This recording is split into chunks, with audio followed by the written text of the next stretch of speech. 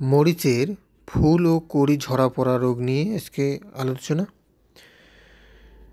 তো চাষিদের একটি ভুল ধারণা হলো বোরন সার এর অভাবেই ফুল ও কড়ি ঝরে যায়, কিন্তু না, আরও অনেক ফ্যাক্টর আছে যে জন্য গাছের ফুল ও কড়িগুলো ঝরে পড়ে যায়।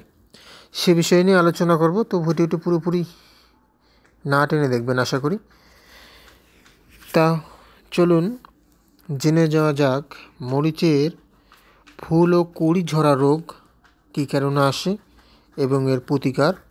ফুল ও কড়ি ঝরা প্রধান কারণ হচ্ছে, 1 নাম্বার, দিনের তাপমাত্রা 30 ডিগ্রি সেলসিয়াসের বেশি হলে।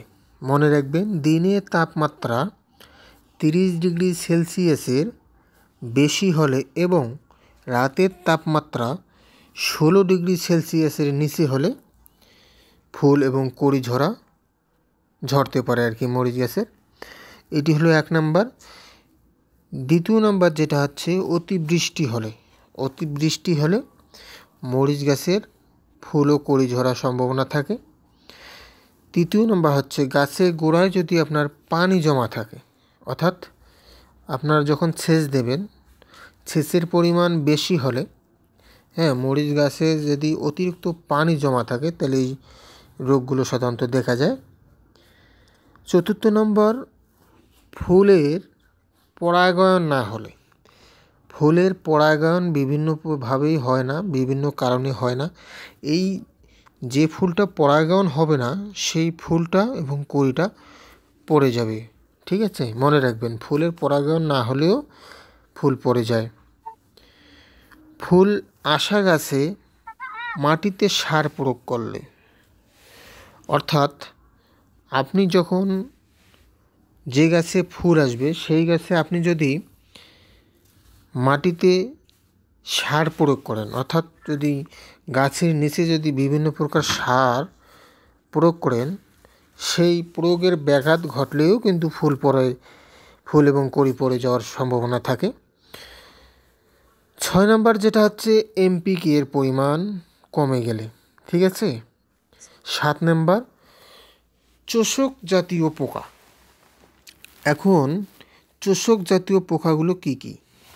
এদের মধ্যে সাদামাছি, জাপ এবং জেসিড পোকা। এই সাদামাছি, জাপ এবং জেসিড পোকাই হলো সাধারণত চোষক জাতীয় পোকা। এরা কেন চোষক পোকা বলা হয়? সাধারণত গাছের পাতার রস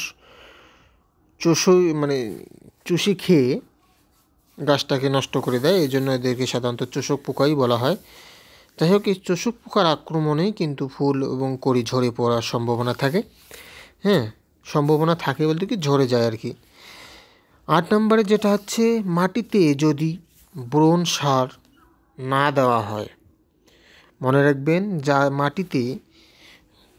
মরিচ ক্ষেতের মাটিতে যদি বোরন সার না দেওয়া হয়, এই বোরন সারের অভাবেই কিন্তু ফুল এবং কড়ি ঝরে যায়। এইগুলো হচ্ছে লক্ষণ এবং এর প্রতিকারগুলো মনে রাখবেন। এর প্রতিকার, গাছের মাটি বেলে বা দোআঁশ হতে হবে। মনে রাখবেন, মাটিটা আগে আপনারা নির্ধারিত করবেন। যে ক্ষেতে মরিচ চাষ করবেন, যে মাটিতে, সেই মাটিটা যেন বেলে দোআঁশ হয়, তাহলে এই রোগগুলো সাধারণত আসে না। মাটি নির্বাচনটা গুরুত্বপূর্ণ। সব মাটিতে সব ধরনের ফসল হয় না আর কি। যাই হোক, মাটি নির্বাচন করবেন। মরিচের জন্য বেলে দোআঁশটা হতে হবে। আর আরেকটা গুরুত্বপূর্ণ বিষয়, যে ক্ষেতে আপনারা মরিচ চাষ করবেন সেই ক্ষেতের পানি নিষ্কাশন ব্যবস্থা থাকে আর কি। বেলে দোআঁশ মাটিতে হতে হবে, প্লাস পানি নিষ্কাশন, সেই জমিটাতে পানি নিষ্কাশনের ব্যবস্থা যেন থাকে, এটা মনে রাখতে হবে, যাতে ওই ক্ষেতে পানি জমা না থাকে। পানি জমা থাকলেই এই রোগগুলো, বিভিন্ন প্রকার রোগে আক্রমণ হবে, তার মধ্যে ফুল ঝরা এবং কড়ি পড়া। 2 নম্বর যেটা হচ্ছে, অতি পরিমাণ কীটনাশক স্প্রে করলে উপরি পোকা মারা যায়, তখন পরাগণ হয় না। মনে রাখবেন, পরাগণটা যখন আমি সমস্যার একটা পর্যায়ে বলছি, পরাগণ ব্যাঘাত ঘটলে কিন্তু ফুল পড়ে যায়। কিন্তু পরাগণটা কীভাবে হয়? পরাগণটা সাধারণত উপরি পোকাগুলোর মাধ্যমে হয়। অর্থাৎ এক পোকা, পুরুষ ফুলে যে পোকাটা পড়বে ওই পোকাটা আবার স্ত্রী ফুলের যখন ছোঁয়াতে যায়, ওই পোকাটার মাধ্যমে পরাগণ হয়। আমরা যখন অতিরিক্ত স্প্রে করি তখন ওই পোকাটা মারা যায়, পরাগণ ব্যাঘাত হয়। আর যখনই পরাগণ ব্যাঘাত হবে ঠিক তখনই ফুল নষ্ট হয়ে যায়। ফুল নষ্ট হয়ে গেলে যেটি কড়িটা আছে এটা কড়িটাও পড়ে যায় আর কি। 3 নম্বর যেটা, সুষম পরিমাণে সার ব্যবহার করতে হবে। ঠিক আছে। 4 নম্বর, জাপ পোকা, জেসিড পোকা, সাদামাছি ইত্যাদি শোষক পোকার আক্রমণ রোধে। মনে রাখবেন, জাপ পোকা, জেসিড পোকা, সাদামাছি ইত্যাদি শোষক পোকার আক্রমণ রোধে ইমিডাক্লোপিড স্প্রে করবেন। আমি পূর্বে একটা ভিডিও করছিলাম, ইমিডাক্লোপিড যেমন গেইন বলছিলাম, গেইন ম্যাকডোনাল্ড গ্রুপের ভালো কাজ করে ইনশাল্লাহ। মরিচ ক্ষেতের জন্য আপনারা গেইন দিতে পারেন। যাই হোক, গেইন অথবা আপনারা ইমিডাক্লোপিড, মনে রাখবেন যে কোনো কীটনাশকের দোকানে গেলেই ইমিডাক্লোপিডের গ্রুপের একটা কীটনাশক নিয়ে স্প্রে করবেন আর কি। স্প্রেটা কীভাবে করবেন? প্রতি 1 লিটার পানিতে 1 মিলি। মনে রাখবেন, প্রতি লিটার পানিতে 1 মিলি। 16 লিটার পানির ডোলে যদি আপনারা দেন তাহলে 16 মিলি দেবেন, মনে রাখবেন। 5 নাম্বার যেটা হচ্ছে হরমোন স্প্রে করা, যেমন জিব্রেলিক অ্যাসিড অথবা ট্রায়াকন্টোনাল 7 দিন পর 3 থেকে 4 বার ব্যবহার করবেন।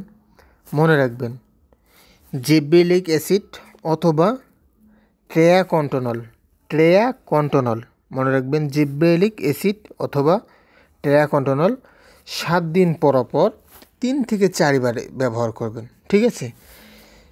তাছাড়াও অন্যান্য ফল গাছের ফুল ঝরে পড়ার জন্য শোষক পোকা, অতি বৃষ্টিপাত, সার ব্যবস্থাপনা, বোরন সারের ঘাটতি, পরাগণের অভাব উপকারী পোকার মৃত্যুর জন্য দায়ী। আমরা যে ভুলগুলো বেশি করি তা হলো মনের শান্তির জন্য। যেমন মনের শান্তির জন্য এক চাষি ভাই আর এক চাষির ভাইয়ের কাছে উপদেশ নেই। তাই এই উপদেশ যদি কাজ না হয় তাহলে ওই ভাইয়ের উপদেশ নিয়েই কাজ করি। ওই ভাই যে বিভিন্ন প্রকার কীটনাশক বলে সেই কীটনাশকগুলো প্রয়োগ করি। আসলে এটা একটা মারাত্মক একটা ভুল ধারণা। তবে সমস্যা হলে সময় দিতে হবে। মনে রাখবেন, সময় দিতে হবে। সময়ের পরেই সুষ্ঠু সমাধান হয়। যাই হোক, আমরা কিছুদিন অপেক্ষা করব, তা না হলে পরবর্তী চেষ্টা করব। কিন্তু সমস্যা হলে যে কীটনাশকই প্রয়োগ করি, যে ছত্রাকনাশকই প্রয়োগ করি না কেন, সময় দিতে হবে। সময়ের ব্যবধানেই এর সুষ্ঠু সমাধান হয় আর কি। তাই বিভিন্ন প্রকার কীটনাশক, ছত্রাকনাশক আমরা পরপর ব্যবহার করব না, কারণ ফসলের জন্য এবং ফসলের গাছের জন্য মারাত্মক ক্ষতি হতে পারে, ক্ষতি হবেই। তাই সাবধান থাকবেন। ধন্যবাদ সবাইকে। আজকে এই পর্যন্তই। আসসালামু আলাইকুম।